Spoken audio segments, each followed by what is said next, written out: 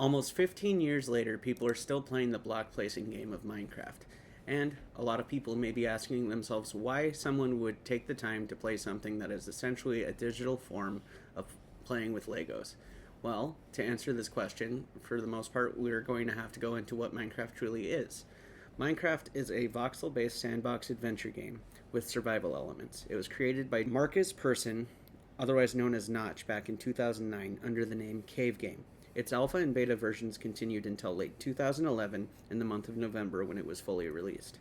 From then, Notch stepped down, leaving the lead position of development to Jens Bergensten. Over the last decade, Minecraft has become the most popular game in the world, selling over 300 million copies. Some of Minecraft's success came after Microsoft had purchased the property in 2014 for 2.5 billion US dollars. And with the budget from the tech giant, they were able to move forward with a more consistent schedule.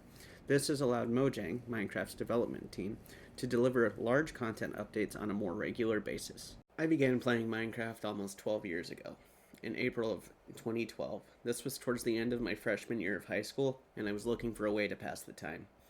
I didn't have a whole lot of friends, but the few friends I did have were obsessed with this game where you place blocks and craft items. I still remember the first time I booted up the game. I was in love with it. There was this seemingly infinite world in front of me where I could create what I wanted and build anything that I desired.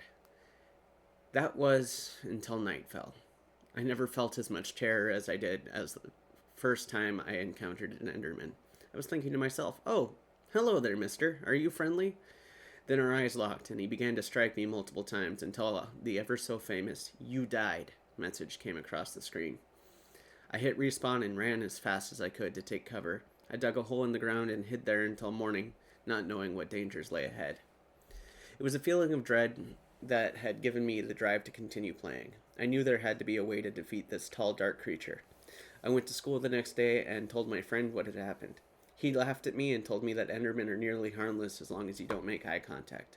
I thought to myself, so wait, that's why he attacked me? Later that day, I went to the internet to do some research. I had to know more about this game and the creatures called mobs. I learned a lot from the mystical source of knowledge known as the Minecraft Wiki. It was here I learned that you could craft items using an item known as a crafting table. I also learned that it required basic knowledge of recipes to unlock items. But unlike other games, this one didn't tell you how to craft them. There was no unlock for the recipes. You just had to experiment with different shapes.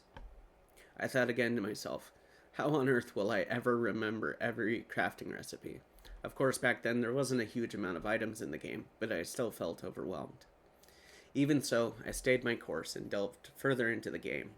I had learned that mobs didn't spawn in certain light levels. All I had to do was venture into a dark cave and get coal. I could then make torches to keep myself safe so long as I lit up enough of an area. By this point, I had started watching a series by Chimney Swift called The Minecraft Files. I was mesmerized by what I saw. There was so much a creative individual could do in this game. He made videos where he showed new players the basics of the game, and in watching his content, I learned far more about the game than what I had during my research on the wiki. It was then that I learned why people watched Let's Play style videos. You can learn a lot from the experiences of another player, and sometimes watching the world through the eyes of somebody else can enlighten you in ways you never thought possible. I spent many nights playing Minecraft, gathering, mining, and crafting, only to be bested by mobs time and time again. I learned of an important item in the game that could forever change the way I played: iron. With iron, I could do just about anything, from making better tools to armor.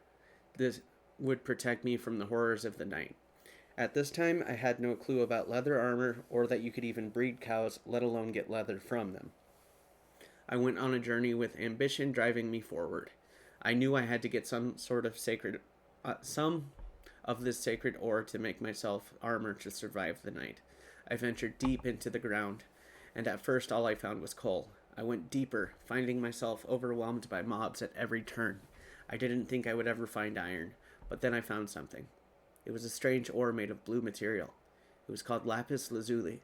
This was long before the art of enchanting was truly developed by the sages of Minecraft's past. So it was only used for one thing: blue dye. I felt defeated. I had ventured to what felt like the center of the earth and found an almost useless mineral.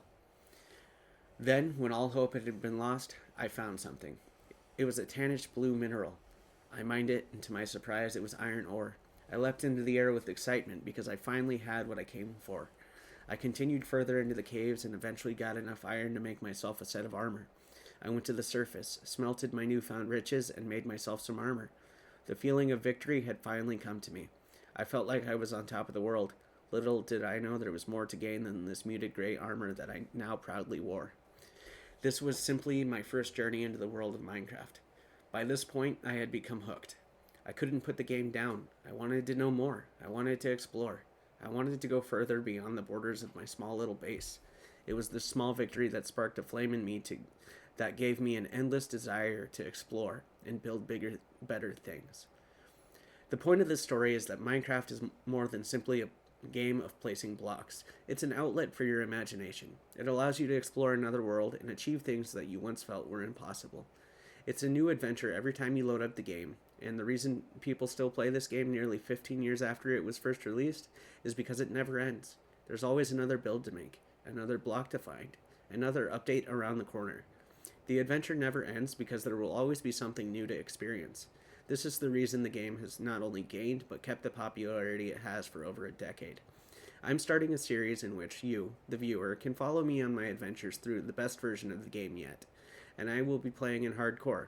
If I die, it's game over. No do-overs, no second chances. All my progress will be lost. But that won't be the end. I will continue to make content to be watched for a long time to come. I hope you enjoyed this video, and I look forward to what's coming next. This has been Captain Appetizer, and thank you for watching.